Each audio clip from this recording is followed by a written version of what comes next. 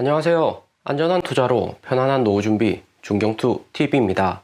네, 5월 28일 금요일입니다. 오늘 미국 주시장은 어제하고 마찬가지로 주춤하고요. 인플레이션 지수 발표를 앞두고 있고 미국 재무장관 제니 옐런이 하원 세출위 청문회에 출석해서 인플레이션 관련 이야기를 했었고요. 인플레이션 압력은 일시적인 것이고 올해 연말까지 높은 인플레이션이 지속될 것이라고 예측을 했고요.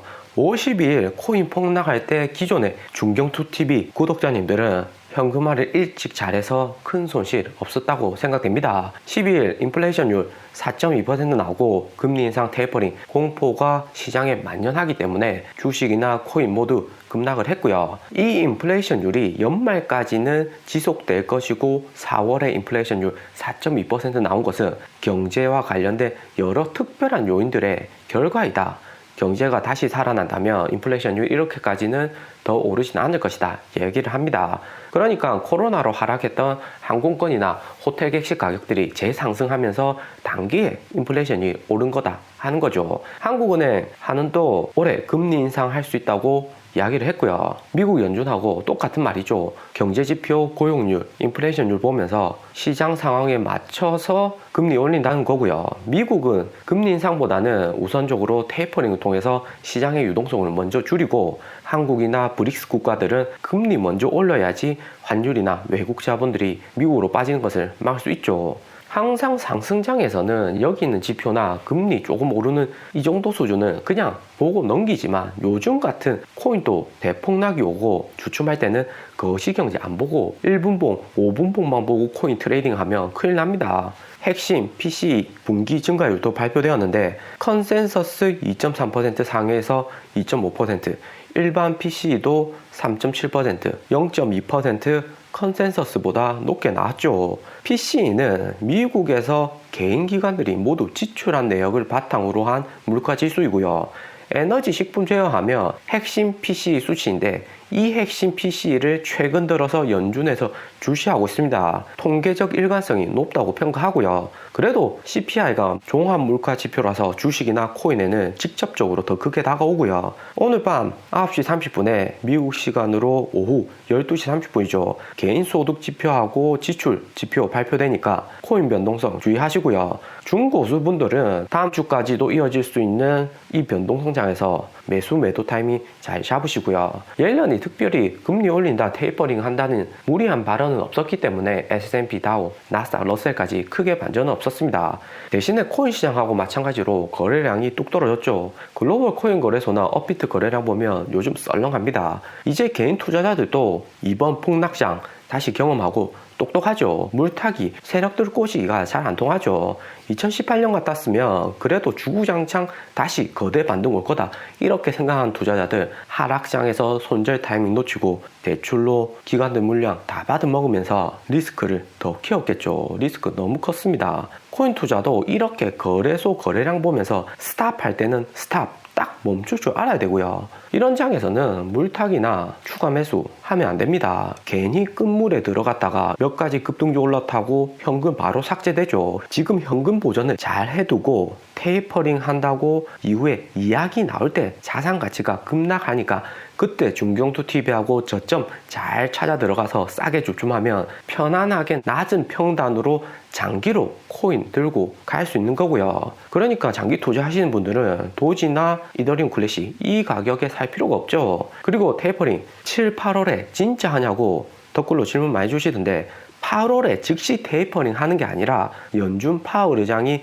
언지를 그때쯤에 준다는 겁니다. 미국이 금리 올리고 테이퍼링 하면 미국뿐만 아니라 글로벌 전체에 임팩트가 있기 때문에 사전에 공지를 주는 거고요. 예를 들면 엄마가 8월 이후에 우리 집 지출이 많을 듯 하니까 용돈을 줄이겠다. 미리 이야기하는 거죠. 그러니까 8월 이후 언제 할지는 몰라도 8월 이후에는 용돈이 줄어들 가능성이 높아지니까 엄마의 뜻은 지금이라도 용돈 아껴 써라 하는 거죠. 그리고 글로벌 메인 거래소 거래량이 확 줄어들었고요. 어제 바이낸스 50조까지 떨어졌는데 더 떨어져서 36조, ZG 16조, 호비는 마이너스 14%, 업비트 10조, 미국 코인베이스 크라켄 할 것 없이 쭉쭉 마이너스죠. 와, 그리고 미국은 정말 많이 줄어들었죠. 이건 페이스북 때문인데요. 페이스북이 이전에 비트코인 매수할 수 있다는 이야기 나오면서 시장에 기대 심리가 만연했는데 페이스북 이사회 끝나고 저크버거 CEO 인터뷰에서는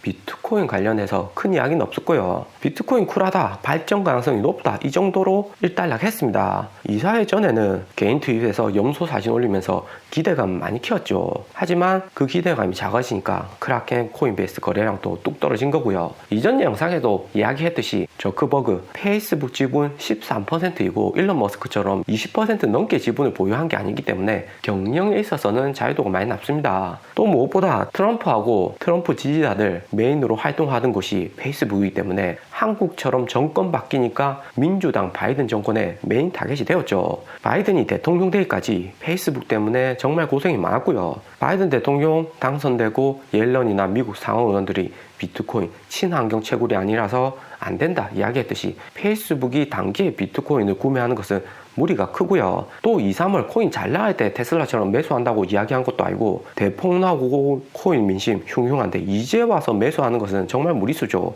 그렇게 보면 일론 머스크 비트코인 구매 S&P 상위권 기업 중에서 제일 먼저 해놓고 또 말 바꾸면서 정치권 눈치를 정말 많이 보고 있는 거고요.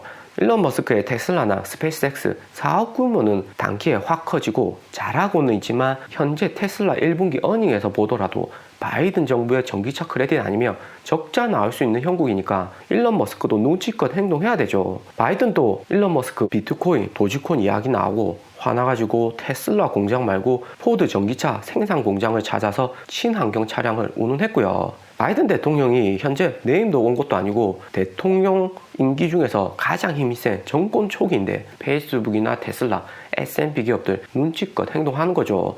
부자세나 법인세 올린다고 호심탐탐 노리고 있는데 일론 머스크 말 한마디 잘못해서 오히려 타겟이 될 수가 있는 거고요. 그리고 비트코인 도미넌스 14.3%, 이더리움 도미넌스 18.1%, 비트코인 도미넌스 50% 정도 넘어가고 알트코인 가격이 더 떨어져야지 멤버십 회원님들한테도 종목 추천도 좀 드리고 할 건데 상승장도 아니고 하락장에서 41% 이렇게 나오면 개인 투자자들이 물리기가 너무 쉽기 때문에 리스크가 정말 큽니다. 그리고 중고우수분들 28일 개인 소득지표 발표 전후로 언제 사고 언제 팔아야 하나 질문 많이 하시는데 거래량도 작고 시장에 사람이 없기 때문에 정확한 시점이 있는 건 아닙니다. 거시경제 시그널이 정확하게 나오면 다음 주까지 상승 하락 이렇게 계속해서 지속되니까 자리 지키면서 쌀 때 사서 비쌀 때 매매하는 거고요. 많이 벌 수는 없고 소소하게 1당 정도 번다 생각하시고 단기로 가는 거죠. 이오스가 계속 오르는데 이오스도 계속 가지고 갈 코인은 아닙니다. 수익 나면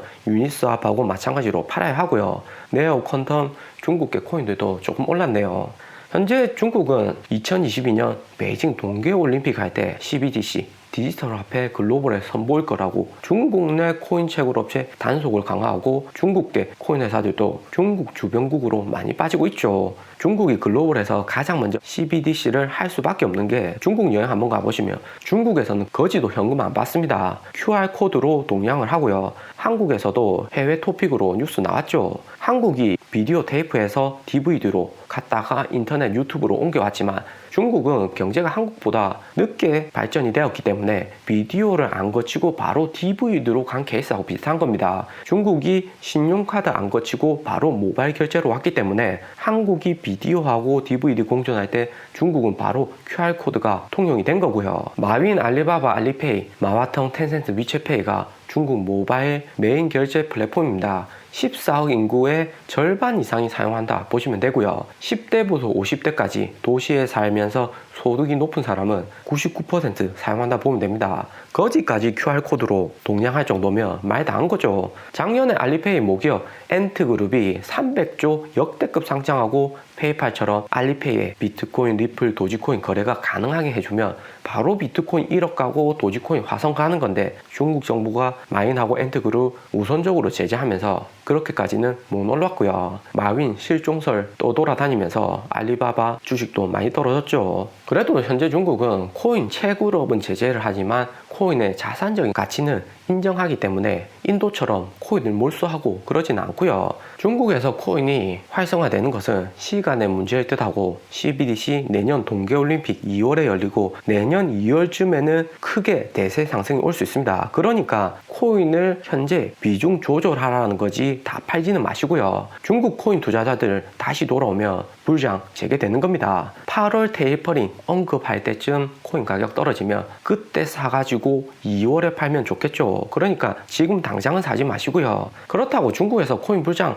다시 온다고 해도 모든 코인이 다 가격이 오르고 거래되는 거 아닙니다. 잡코인들, 펀드멘탈 약한 코인들은 다 사라지고 시장을 한번 정리하겠죠. 이전에 도지코인 짝퉁 진도지코인처럼 먹튀하는 개발자가 많을 수도 있습니다. 한국 업비트도 그렇고 코인베이스도 그렇고 투자자 보호가 최우선적으로 글로벌 정부들이 추구하고 있죠. 여기 플립사이드 크립토 구글 검색하시면 코인별 등급이 나오는데 거래량, 파생 상품, 사용자 활동, 시장 성숙도, 시가총액으로 점수를 책정해서 코인별 등급하고 점수가 나와 있습니다. 여기 점수가 높고 업비트에 상장된 코인들 정도는 검증이 되었다 볼 수가 있고요. 시총도 당연히 상대적으로 크면 좋겠죠. 반면에 여기 파이어로토, 이비코인 이런 것은 점수가 113점 F 등급 이런 코인들이나 득보자 코인, 신생 코인들은 정말 매수를 자제하시고요. 코인판이 장기로 횡보하고 하락장 또 올 수 있기 때문에 항상 안전한 거래소, 안전한 코인을 찾아서 10% 개인 자본의 10% 정도는 항상 코인에